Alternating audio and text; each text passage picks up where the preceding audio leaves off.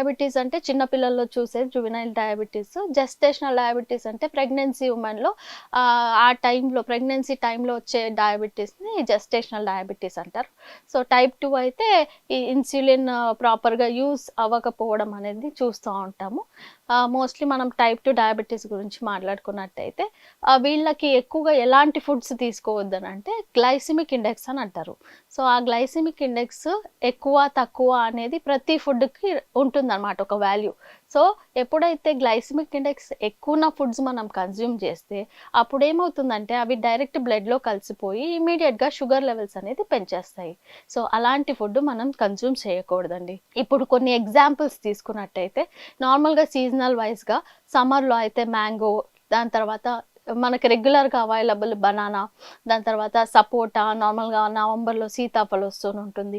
So, ఈ 4 ఫ్రూట్స్‌తో కొంచెం జాగ్రత్తగా ఉండాలి.